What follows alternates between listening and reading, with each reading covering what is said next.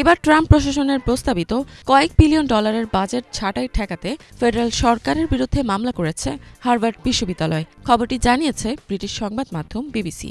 মামলাটি কয়েকটি সাম্প্রতিক ঘটনার ধারাবাহিকতায় সামনে এসেছে। প্রতিবেদন অনুযায়ী হার্ভার্ড বিশ্ববিদ্যালয় ট্রাম্প প্রশাসনের কিছু দাবির বিরুদ্ধে অবস্থান নেওয়ার পর পরিস্থিতি আরও উত্তপ্ত হয়ে ওঠে। এরপরেই এই মামলার সূত্রপাত ঘটে।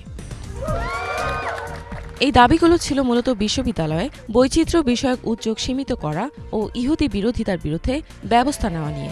তবে ট্রাম্প প্রশাসনের দাবির প্রেক্ষিতে হার্ভার্ড জানিয়েছিল তারা আইন মেনে চলবে ও বিশ্ববিদ্যালয়ের স্বায়ত্তশাসন ও সাংবিধানিক অধিকার থেকে কোনোভাবেই সরে আসবে না।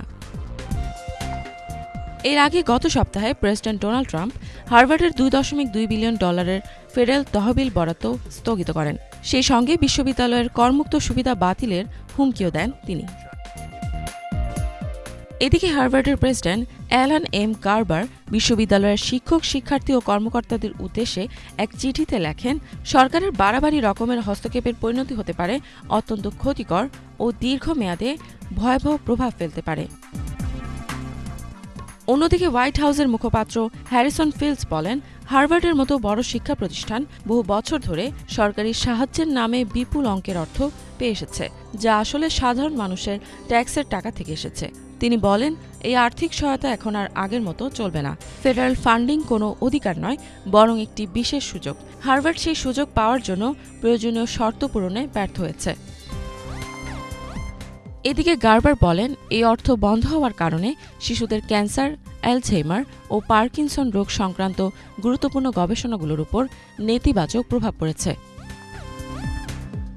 হার্ভার্ডের মামলায় বলা হয়েছে, সাম্প্রতিক সপ্তাহগুলোতে ফেডারেল সরকার একাধিক আক্রমণ পরিচালনা করেছে, যার উদ্দেশ্য ছিল বিশ্ববিদ্যালয়ের গুরুত্বপূর্ণ গবেষণা সহযোগিতাগুলোর পথ রুদ্ধ করা।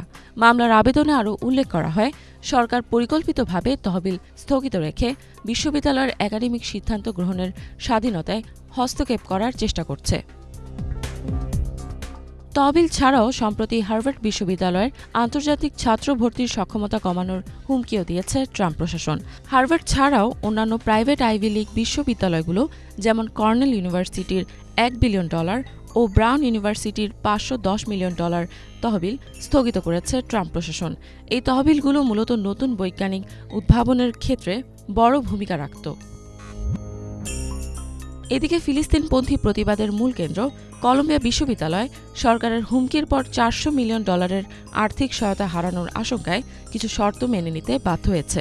হার্ভার্ড বিশ্ববিদ্যালয়ের ক্ষেত্রে সরকারের দাবি ছিল যে বিশ্ববিদ্যালয়ের পাঠ্যক্রম, শিক্ষক নিয়োগ প্রক্রিয়া ও ভর্তি সম্পর্কিত তথ্য একটি সরকার অনুমোদিত তৃতীয় পক্ষের অডিট প্রতিষ্ঠান দ্বারা মূল্যায়ন করা হোক।